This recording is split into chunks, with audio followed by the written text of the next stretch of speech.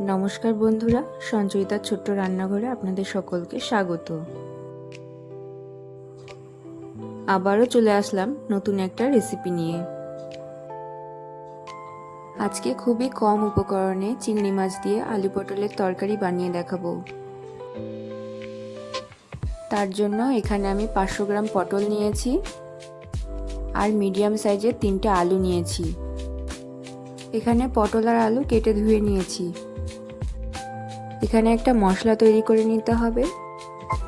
মশলার মধ্যে আছে 10-12টা রসুন, 2 ইঞ্চি আদা, একটা কাঁচা লঙ্কা, একটা বড় সাইজের পেঁয়াজ, একটা মিডিয়াম সাইজের টমেটো।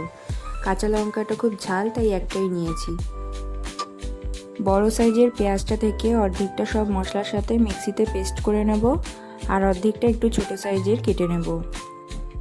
আপনারা চাইলে বড় সাইজের একটা পেঁয়াজ না নিয়ে ছোট সাইজের 2টো পেঁয়াজও নিতে পারেন। পটলটা ভাজার আগে লবণ হলুদ মাখিয়ে নিয়েছি।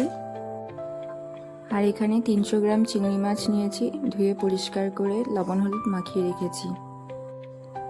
তেলটা গরম হয়ে গেছে, তেলের মধ্যে সামান্য একটু হলুদ দিলাম। এবারে পটলগুলোকে ভেজে নেব। তেলের মধ্যেই সামান্য একটু হলুদ দেওয়ার কারণে পটলগুলো গায়ে আর ফেটে ছিটকে লাগবে না।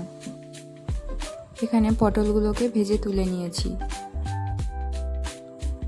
পটল ভাজা ওই একই তেলের মধ্যে এবারে চিংড়ি মাছগুলোকেও ভেজে নেব। চিংড়ি মাছ সবসময়ের জন্য খুব অল্প ভাজতে হয়। চিংড়ি মাছকে বেশিক্ষণ ধরে ভাজলে শক্ত হয়ে যায়, সফট ভাবটা থাকে না।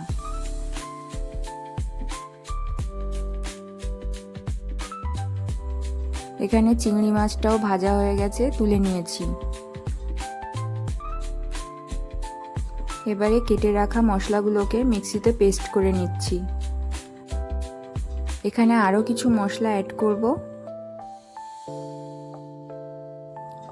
10 গ্রাম চীনাবাদাম, 1 ইঞ্চি দারচিনি, 3টে লবঙ্গ, 2টো এলাচ 10 মিনিট গরম জলে ভিজিয়ে রেখেছিলাম, সেটাও এই মশলার সাথে পেস্ট করে নেব।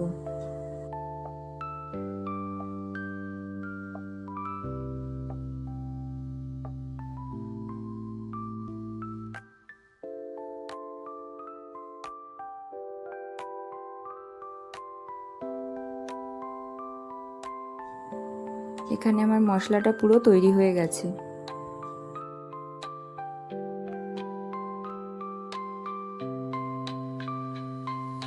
এখানে ফোড়নে দেওয়ার জন্য একটা তেজপাতা, হাফ চা চামচ গোটা জিরে, 1 ইঞ্চি দারচিনি, 2টো লবঙ্গ, 2টো এলাচ নিয়েছি।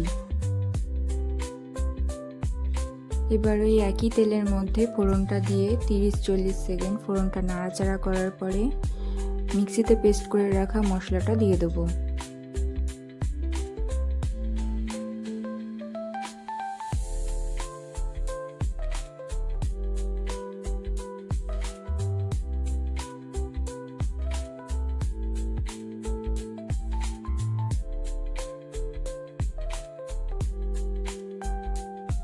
মশলাটাকে কিছুক্ষণ ধরে কষিয়ে নেওয়ার পর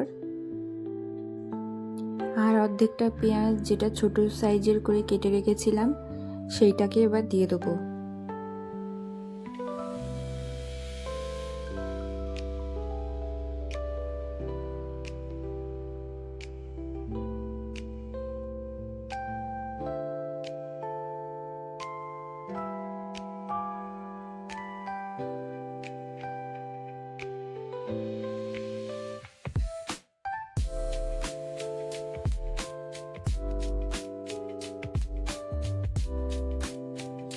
যতক্ষণ না মশলার থেকে তেল ছেড়ে আসছে ততক্ষণ পর্যন্ত কষিয়ে নেব।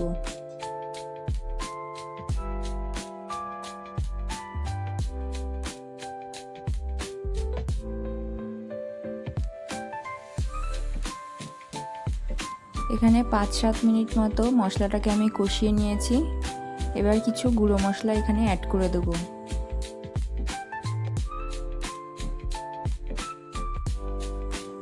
চা চামচের হাফ চামচ হলুদ গুঁড়ো, চা চামচের 1 চামচ জিরে গুঁড়ো, চা চামচের 1.5 চামচ ধনের গুঁড়ো আর পরিমাণ মতো লবণ। এই মশলাগুলো দিয়ে ভালো করে কষিয়ে নেব।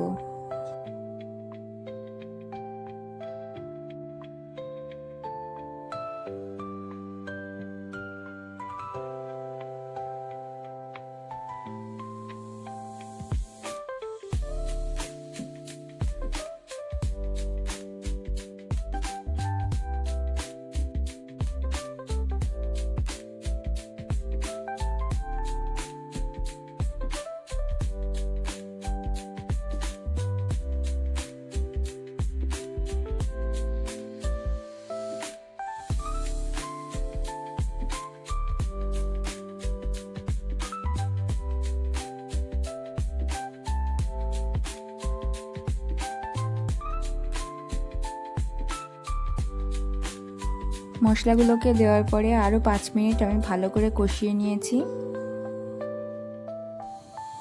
মশলা থেকে তেল ছেড়ে এসেছে, এই সময় আলুগুলোকে দিয়ে দেবো। এখানে আপনারা সেদ্ধ আলুও ব্যবহার করতে পারেন। এখানে আমি কাঁচা আলু ব্যবহার করেছি বলে 200 ml জল দিয়ে দিলাম আর ঢাকা দিয়ে দেবো যাতে একটু আলুটা সেদ্ধ হয়ে যায়।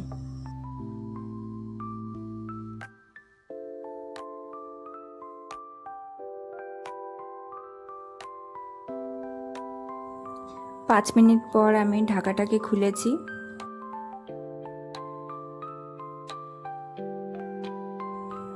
এবারে আমি ভেজে রাখা পটল আর ভেজে রাখা চিংড়িটা দিয়ে আরেকটুখানি ভালো করে কষাবো। ভাজা পটল আর চিংড়ি মাছটা দিয়ে আলু আর মশলার সাথে আরও 5-7 মিনিট কষাতে হবে। এখানে আমি আলাদা করে কোনো গরম মশলা গুঁড়ো দিইনি। আমি ওই যে জলে ভিজিয়ে রেখেছিলাম গরম মশলা, সেইটাকেই পেস্ট করে দিয়েছি মশলার সাথে।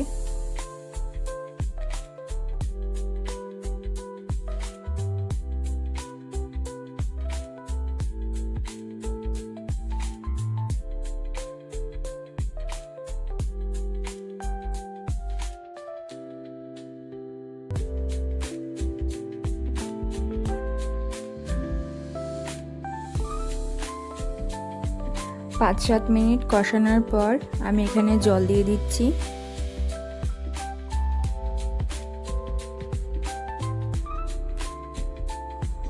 এখানে আমি 500 ml জল দিয়েছি।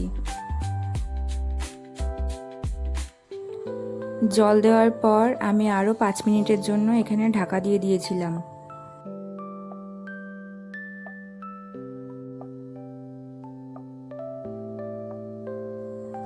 ঢাকাটা খুলে চা চামচের 1 চামচ চিনি দিয়ে দিয়েছি।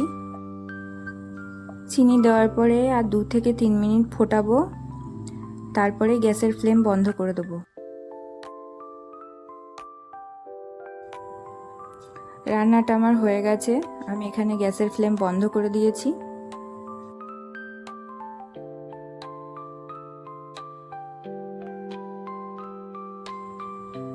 এবারে আমি 2 চামচ ঘি দিয়ে নেব।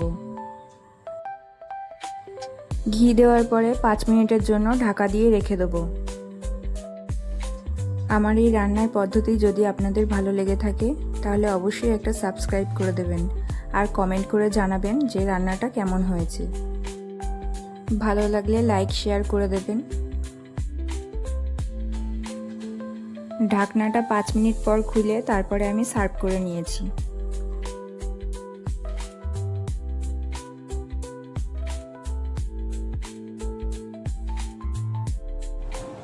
সকলে ভালো থাকবেন, সুস্থ থাকবেন আর সবাইকে ভালো রাখবেন। সকলে সাবধানে থাকবেন।